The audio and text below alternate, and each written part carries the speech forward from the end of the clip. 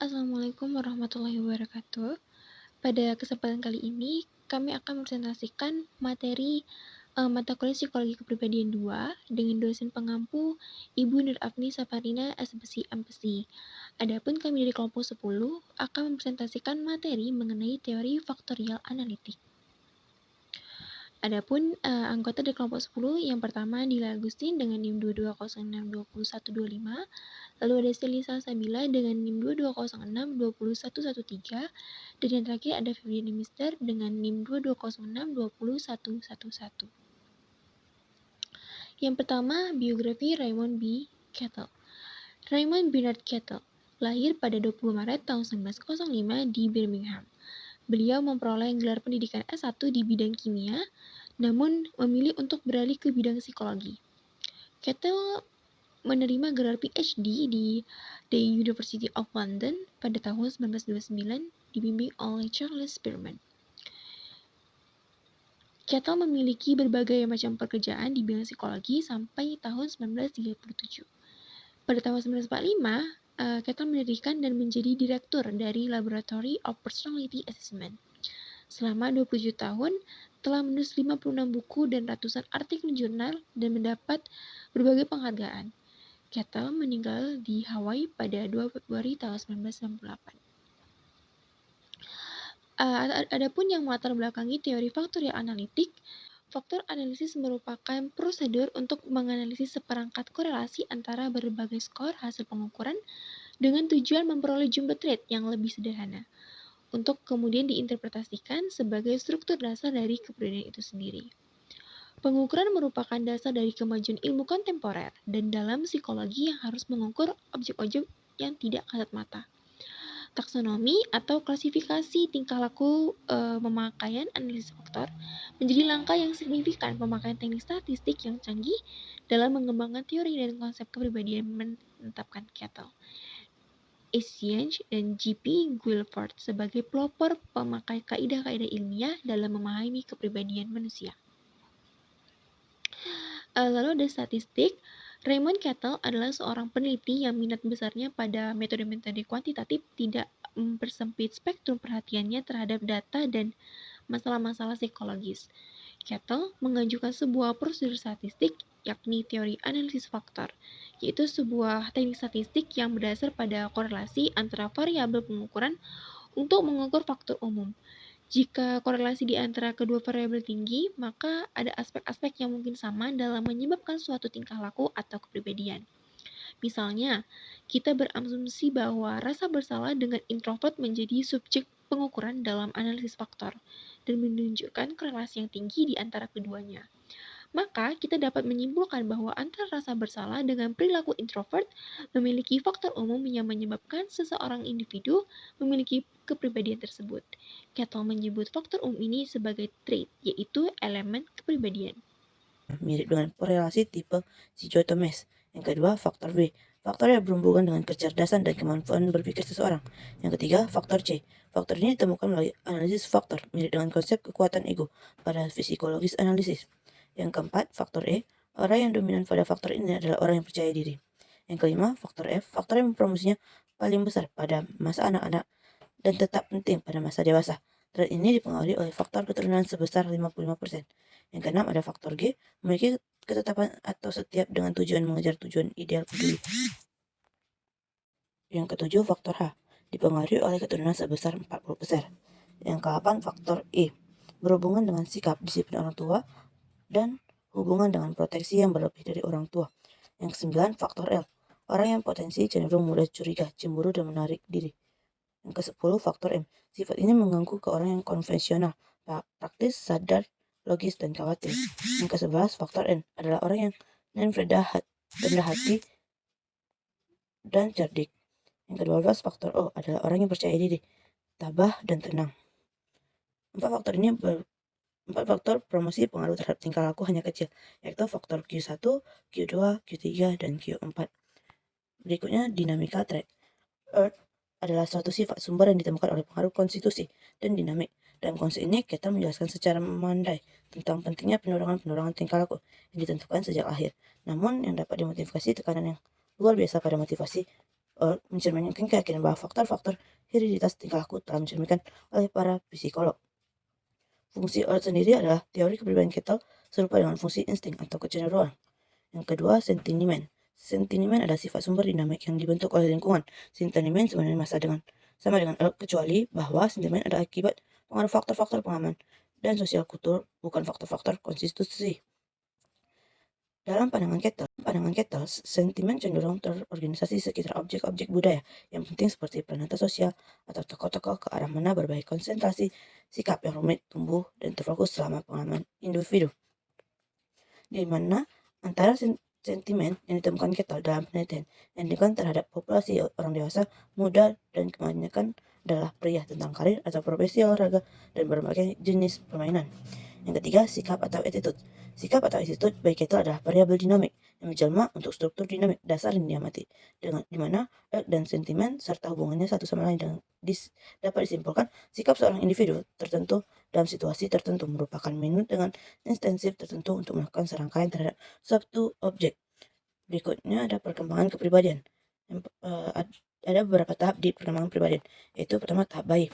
Dari umur 0 sampai 6 tahun, periode ini pembentukannya yang terpenting dalam perkembangan kepribadian. Pada tahap ini, individu sangat dipengaruhi oleh orang tua dan saudara-saudaranya, dan secara alami dipengaruhi oleh pengalaman peroleh makanan. Caranya membuang kotoran. Pengaruh-pengaruh tersebut membentuk sikap sosial, kekuatan superego, perasaan aman dan tidak aman.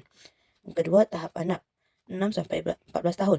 Hanya sedikit masalah psikologis yang timbul, sehingga oleh Kettle disebut periode konsolidasi. Sesudah periode bayi yang kritis, ada awal kecenderungan menuju kemandirian dari orang tua dan meningkatkan identifikasi dengan sebayanya, tapi problemnya tidak besar kalau dibanding dengan periode sebelumnya dan sesudahnya. Tidak seperti pada masa sebelumnya. Tahap ini tandai dengan dimulainya kemandirian dan ingin bebas dari orang tuanya. Yang C, tahap adolesen, berusia pada 14 sampai 23 tahun. Tahap kanak-kanak diikuti oleh tahap perkembangan kepribadian yang bermasalah, dan ini adalah tahap yang menyulitkan dan menekankan. Kejadian mental, neuris, dan delinkuensi banyak muncul pada periode ini. Begitu pula konflik di antara dorongan kemandirian tersebut. Yang D, tahap kemasakan, berusia pada 23 sampai 50 tahun. Pada umumnya, tahap ini merupakan periode kepuasan dan produktif karir individu, pernikahan, dan keluarga. Kepribadian cenderung menjadi lebih mudah, merupakan fondasi dasar yang sangat penting bagi cara belajar yang lain. Secara khusus digunakan untuk mengingat respon emosional dengan isyarat lingkungan. Yang B, instrumental condition, asosiasi berbagai kegiatan dengan tujuan tertentu. Belajar membentuk subsidasi untuk memuaskan tujuan sadar, misalnya belajar bahwa makan siang bersama rekan bisnis dapat melancarkan perjualan sekaligus meningkatkan rasa aman dan percaya diri kita. Yang terakhir ada C, belajar integrasi. Belajar memaksimalkan kemampuan total jangka panjang dan memilih tertentu diekspresikan seraya menahan atau mensublimasi yang lain. Belajar integrasi semua merupakan aspek kunci ke arah pembentukan sentimen self dan superego. Baik, selanjutnya kita masuk ke analisa kasus. Di sini kami menganalisa kasus berdasarkan film yang berjudul The Blind Side, yang disutradarai oleh John Lee Hancock dan berdasarkan buku The Blind Side Evolution of a Game karya Michael Lewis, dengan tokoh Sandra Bullock, Quentin Aaron, Tim MC Grew, Jay Heath, dan Kathy Bates, dan dikeluarkan pada 20 November 2009. Analisis film. Michael Aher adalah seseorang yang pendiam dan tertutup, tetapi ia sangat tenang dalam menghadapi apapun dan juga sangat melindungi keluarganya.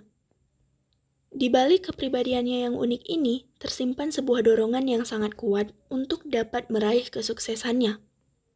Setelah diarahkan oleh keluarganya untuk menjadi seorang pemain football profesional, Mike tidak mengecewakan kesempatan tersebut dan berjuang dengan gigih untuk meraih keinginannya dan membanggakan keluarganya. Bahkan ia juga belajar private dengan gurunya demi mendapatkan beasiswa untuk bisa kuliah di luar kota. Dengan semua kerja kerasnya, akhirnya Mike dapat meraih semua yang diinginkannya dan keluarganya. Selanjutnya kita masuk ke aplikasi teori faktorial analitik. Yang pertama ada asesmen kepribadian. Ada beberapa instrumen asesmen kepribadian yang dikembangkan untuk mengungkapkan trait yang dikemukakan oleh Kettle, yaitu 16PF atau 16 Personality Factor untuk mengungkap trait normal orang dewasa. Kemudian ada PSPQ atau Preschool Personality Questionnaire untuk anak usia 4 hingga 6 tahun. Kemudian ada ESPQ atau Early School Personality Questionnaire untuk anak usia 6 hingga 8 tahun. Selanjutnya ada CPQ atau Child Personality Questionnaire untuk anak usia 8 hingga 12 tahun. Selanjutnya ada HSPQ atau High School Personality Questionnaire untuk remaja usia 12 hingga 18 tahun. Kemudian ada CAQ atau Clinical Analysis Questionnaire untuk mengungkap trait patologis. Dan yang terakhir ada MRQ atau Marriage Role Questionnaire untuk mengungkap kepuasan seks, kebersamaan, peran, dan lain sebagainya. Yang kedua ada teori abnormalitas. Cahill menyarankan kepada klinisan untuk mengukur besaran variabel-variabel dan memasukkan nilai variabel-variabel motivator dan sumber konflik ke dalam persamaan tingkah laku. Yang ketiga ada neurosis.